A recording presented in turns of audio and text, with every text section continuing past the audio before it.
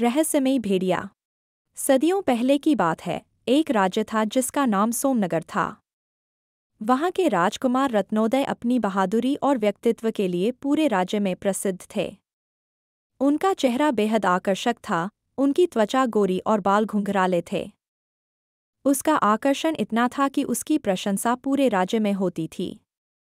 एक दिन जब रत्नोदय एक जंगल के पास शिकार पर गया, तो उसकी नज़र इशिश्री नाम की एक अद्भुत सुंदर स्त्री पर पड़ी। इशिश्री की सुंदरता अप्रतिम थी, उसकी सूरत किसी अप्सरा जैसी थी, मानो स्वर्ग से धरती पर उतरी हो। रत्नोदय उसी क्षण इशिश्री से प्रेम करने लगा और मन ही मन यह ठान लिया कि वह उससे विवाह करेगा। परंतु रत्नोदय का पिता, राजा अरुदोय, पहले से ही उसकी शादी वैशाली नाम की एक दूसरी राज्य की राजकुमारी से तय कर चुका था। वैशाली भी रत्नोदय से प्रेम करती थी और यह विवाह उसकी सबसे बड़ी इच्छा थी। जब वैशाली को यह पता चला कि रत्नोदय इशिश्री से प्रेम करता है और उससे विवाह करना चाहता है, तो उसके मन में ईर्ष्या और क्रोध की आग भड़क उठी। वैशाली ने अपनी जलन में एक जादूगरनी से संपर्क किया और काले जादू का सहारा लिया। उसने जादूगरनी से कहा कि वह इशिश्री की सुंदरता को समाप्त कर दे और उसे एक अभिशप्त भेड़िया बना दे। जादूगरनी ने वैशाली की इच्छा पूरी करने के लिए एक मंत्र पढ़ा और इशिश्री पर यह अभिशाप डाल दिया। परंतु जब रत्नोदय को इस योजना का पता चला, तो उसने अपनी प्रेयसी को बचाने के लिए अपने प्राण दांव पर लगा दिए। जिस समय अभिशाप इशिश्री पर प्रभावी होने वाला था, रत्नोदय ने खुद को उसके सामने कर दिया। इशिश्री पर अभिशाप का प्रभाव नहीं पड़ा, परंतु रत्नोदय पर जरूर हुआ। परंतु रत्नोदय की असीम प्रेम की शक्ति ने अभिशाप को पूरी तरह बदल दिया। वह भेड़िया तो बन गया, परंतु एक ऐसा भेड़िया जो अपनी मर्जी से मनुष्य और भेड़िया के रूप में बदल सकता था। लेकिन हर पूर्णिमा की रात वह मजबूरन भेड़िया बन जाता था। इसके बाद 2 राज्य बर्बाद हो गए। युद्धों, ईर्ष्या और कलह के कारण इशिश्री की मृत्यु हो गई और वैशाली ने भी आत्महत्या कर ली। लेकिन उनके भाग्य में लिखा था कि वे पुनर्जन्म लेंगे और अपने अधूरे प्रेम और आकांक्षाओं को पूरा करेंगे।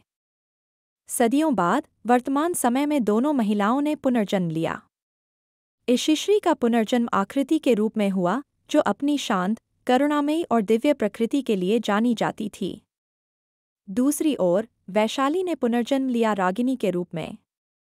रागिनी अब एक पुरातत्वविद थी, जो अपने अंदर खालीपन और अतीत के जख्मों को ढो रही थी, भले ही उसे इसका कारण समझ में न आता हो।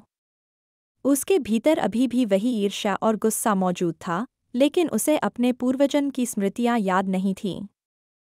दोनों महिलाएं एक दूसरे से अनजान थीं और नियति ने उनके जीवनों को एक बार फिर टकराने का इंतजार किया। रत्नोदय ने पुनर्जन्म नहीं लिया था। वह अब भी अपने अभिशाप की वजह से सदियों से भेड़िए के रूप में जी रहा था। उसकी आत्मा उस अभिशाप में बंधी थी और हर पूर्णिमा की रात उसे भेड़िए में बदलना पड़ता था। अब उसका नाम अर्जुन था। यद्यपि समय ने उसे बहुत बदल दिया था, परंतु उसके दिल में अब भी इशिश्री, अब आकृति, के लिए वही प्रेम और समर्पण था। लेकिन उसे यह नहीं पता था कि आकृति उसी इशिश्री का पुनर्जन्म है, जिसे वह सदियों से ढूंढ रहा था। एक दिन आकृति एक पहाड़ी क्षेत्र में घूमने गई, जहां वह प्रकृति और शांति का आनंद ले रही थी। संयोगवश वही क्षेत्र अर्जुन का ठिकाना भी था। अचानक अर्जुन, जो उस समय भेड़िए के रूप में था, आकृति से टकरा गया।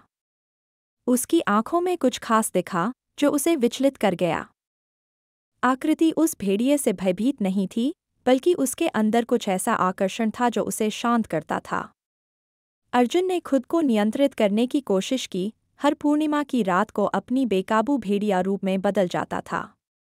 उस रात उसकी राक्षसी प्रवृत्तियां चरम पर होतीं, और वह अपनी इंसानी भावनाओं पर काबू नहीं रख पाता था।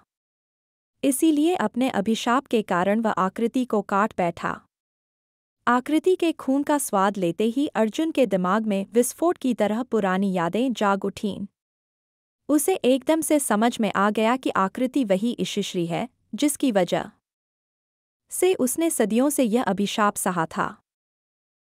उसने महसूस किया कि आकृति का खून ही वह कड़ी थी जो उसके अतीत को वर्तमान से जोड़ रही थी। अब अर्जुन को अपनी पूरी कहानी समझ में आ गई थी। वह जान गया था कि वह यशस्वी के बिना अधूरा है और उसका प्यार ही उसे इस अभिशाप से मुक्ति दिला सकता है।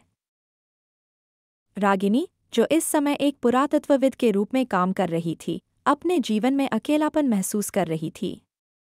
एक दिन खुदाई के दौरान उसे एक प्राचीन स्थान पर एक बर्तन मिला जिसे स्मृति घट कहा जाता था।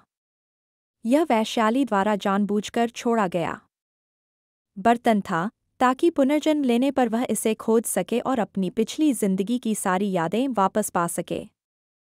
जैसे ही रागिनी ने स्मृति घट को छुआ, उसे वैश्याली की सारी स्मृतियां वापस गईं।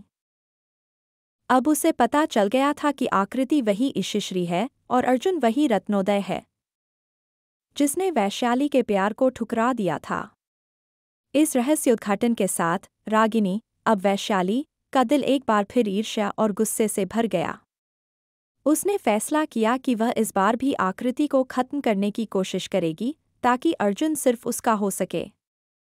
रागिनी ने एक दिन जंगल में अर्जुन को देखा, जो उस समय भेड़िए के रूप में था। अचानक जैसे ही पूर्णिमा की रात ढलने लगी, उसने देखा कि वह भेड़िया धीरे धीरे इंसान में बदलने लगा।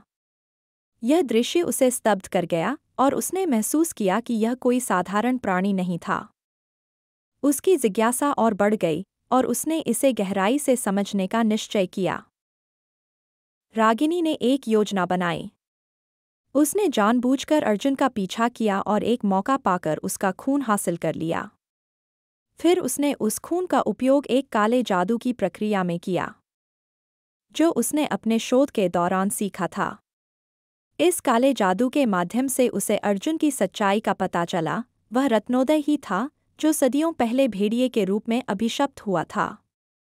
जैसे ही यह रहस्य उसके सामने खुला, उसकी पिछली जिंदगी की सारी यादें भी एक एक करके जाग उठीं। अब उसे समझ में आ गया था कि अर्जुन वही रत्नोदय है जिसे उसने पिछले जन्म में अपने प्रेम के लिए खो दिया था। एक दिन शहर में एक अफरातफरी की स्थिति थी। रागिनी ने देखा कि अर्जुन एक लड़की को गोद में उठाए भाग रहा है और उसे अस्पताल ले जा रहा है। उस लड़की की हालत गंभीर थी और अर्जुन की आंखों में गहरी चिंता झलक रही थी।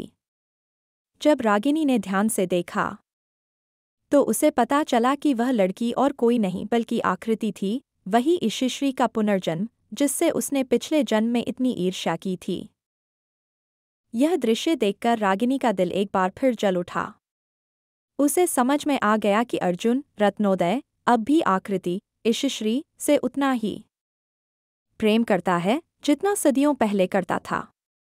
रागिनी को अब यह बात पूरी तरह स्पष्ट हो गई थी कि अगर उसे अर्जुन को पाना है तो उसे फिर से आकृति को अपने रास्ते से हटाना होगा। रागिनी, जो अब अपनी पिछली जिंदगी की ईर्ष्या और गुस्से से भरी हुई थी, कई बार आकृति को मारने की कोशिश कर चुकी थी। उसने आकृति को खत्म करने के लिए कई दुर्घटनाओं का सहारा लिया, लेकिन हर बार अर्जुन, जो पहले रत्नोदय था, उसे बचाने में कामयाब हो जाता। अर्जुन का हर बार आकृति को बचाना रागिनी के गुस्से को और भी बढ़ाता रहा और उसने ठान लिया कि इस बार वह कुछ अलग करेगी। इस बार रागिनी ने सीधे शैतान कोलारस की मदद लेने का फैसला किया।